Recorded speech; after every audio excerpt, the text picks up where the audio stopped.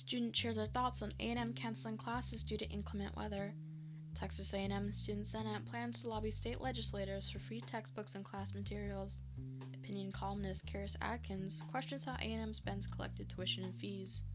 I'm Ana Renfroe, and welcome back to this week's episode of the Batt Signal. Hey Aggies, are you ready to win some money? Then download the Lucra Sports app right now.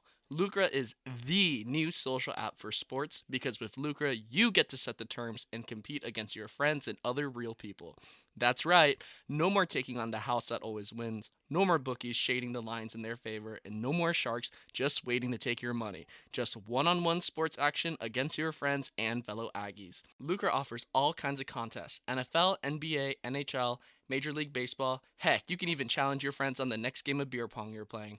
With the NFL playoffs in full swing, there's no time like right now to race over to the App Store or Google Play Store and download the Lucra Sports app. That's Lucra, Lucra. Best of all, your contests against your friends are on us. Use promo code AGGIES and Lucra will put $10 in free play right into your account upon signing up. No deposit required, just free money from Lucra Sports to get you started. The fun is already going on without you, so make sure you download Lucra Sports today. Earlier this week, Aggies had a surprise following Texas A&M announcing a campus-wide cancellation for Wednesday's classes. On Tuesday, January 31st, a code maroon alert was issued, stating that A&M canceled classes and all non-essential operations would be closed at the College Station campus for Wednesday, February 1st. Prior to A&M announcing its closure, students waited in anticipation for the code maroon alert to be issued. Many surrounding schools and college campuses, such as all Blinn campuses and A&M campuses in Dallas, Round Rock, and Temple, had already canceled operations. Currently, today, it's just been really cold, windy, a little bit rainy. Not very nice to walk around in. Although she wished A&M had canceled classes earlier, Jackson said she understood since it did not reach freezing temperatures, but felt excited that classes were canceled for Wednesday. I'm excited about that because I just found out we're not going to have classes, so that was a nice midweek surprise. General Engineering sophomore Nick Sabatov said he felt unprepared for Texas' winter season, adding that he didn't pack any winter clothes when he came to college. Like other students, Sabatov welcomed the news of classes being canceled. Quote, I think it's awesome because I had a quiz tomorrow that I wasn't prepared for. However, Sabatov said he thought A&M should have canceled classes earlier, stating that weather created a risk for those who had to drive to campus or who now lack a reliable source of transportation, such as walking or biking.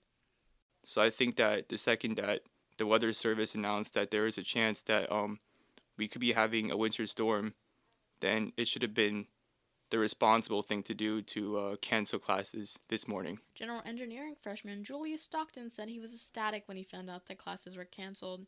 He immediately texted his friends to celebrate, but said he planned to stay inside and stay warm. I mean, I know it's going to be worse tomorrow, but I still feel like it's not worth going to classes in this type of weather. Most of my classes were pretty empty anyways, so I really didn't feel like there was really a need to keep the school open today.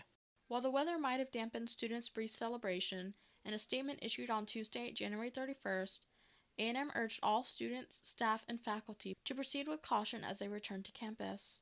Quote, "We understand that some of our surrounding areas remain impacted by icy roads," the statement read. "As you return to campus, please use extreme caution, especially on bridges and overpasses." Campus returned to normal operations on Tuesday, February 2nd.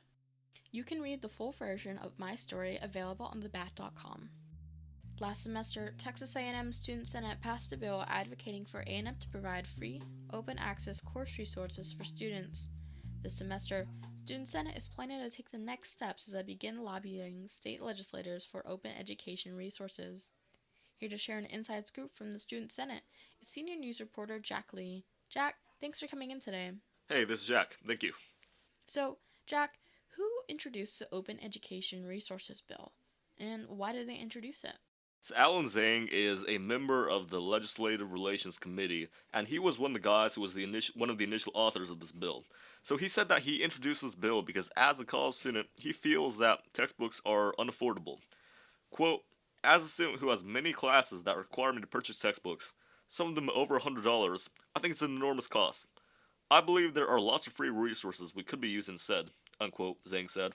So, Englehart said he wants OER to be significantly expanded into a statewide utility, with A&M collaborating with universities across the whole state to produce the maximum quantity and quality of free educational materials. So, what we have now, OER is like you go online and get a free PDF of your textbook. He wants, a whole database that every single university across Texas is using. Quote, schools working collaboratively on OER is the best way to expand its access to as many sources as possible, unquote, Englehart said. Quote, some schools have professors that are super well known in their field, so if you have that professor writing their OER, and then other schools with other specialized professors writing their own OERs and sharing them with each other, we're able to get the best OER for as many people as possible. That collaborative aspect between colleges, I think, is really key, unquote. How does the Student Senate hope for OER expansion to be implemented? So, Englehart said that the Legislative Relations Commission, the advocacy arm of the student government, is working to implement OER within larger educational bills in the legislature. Quote, for OER, the Legislative Relations Commission is in the stages of targeted advocacy. This means that they're not advocating for the OER idea that the Student Senate had to be introduced as its own bill, but rather they're trying to communicate with legislators to get the text inserted into other educational bills, unquote. So while a bill for expanding OER has yet to be introduced in the 88th and current session of the Texas legislature, and that's going to run from January 10 to May 29, there is a bill that's been introduced that proposes exempting textbooks from sales tax for a limited period of time after classes start. Wow, that's so cool. If they pass that, a lot of college students would really benefit from that. We'll have to keep a close eye on that. Thank you so much for coming on, Jack. Thank you for having me. You can read the full version of Jack's story on thebat.com. Before the beginning of every semester, A&M students are billed for all of their expenses, especially student fees and tuition. However, students are left wondering how A&M prices classes and how it uses the money it collects. Here to share her thoughts is opinion columnist Charis Adkins. Charis, thank you so much for coming on. Thank you for having me. So, Charis, can you share your experience about taking online classes at A&M? Yes, a couple semesters ago, I took 2 classes at the same time. One was an asynchronous online course in which there was no recorded lectures and the grading was automated, and then I took a standard in-person course. And what was the price difference between those 2 classes? They were actually the same, and as a student here at A&M, ranked the way it is, I expected more from my tuition prices. Wow, that's quite shocking. But how do student fees help benefit students directly? They cover a lot of the extra expenses that the university provides to us. So there's the health center fee for Butyl, the student recreation center fee, and also the university advancement fee. All of those fees sound familiar and typically state their purpose, but what is the university advancement fee? The Student Business Services website says that it covers services such as advising, the Career Center, Writing Center, technology and libraries, ID services, campus bus system, billing and refunds, access for students to discounted software, and many of the services provided through the Division of Student Affairs. It was also the only one on the bills and fees website that didn't have a price listed. So it benefits the general student population at A&M, but how is tuition calculated and used? That was also my question, and not one that I was able to answer specifically for A&M. I reached out to them, but they weren't able to get back with me before the article was published. But if we go through what other universities use it for, it usually covers all expenditures relating to professors and staff, so that's wages, benefits, everything there, as well as some of the university's taxes, maintenance, and building of new campus facilities. Even given that information, it doesn't really explain why an online course would be priced the same as an in-person course. So given the information that we have, the 2 options are that professors were being paid the same amount for teaching a standard course as an online course, or the university wanted to pocket the extra for whatever they use it for. Wow, I sure hope it's not the latter.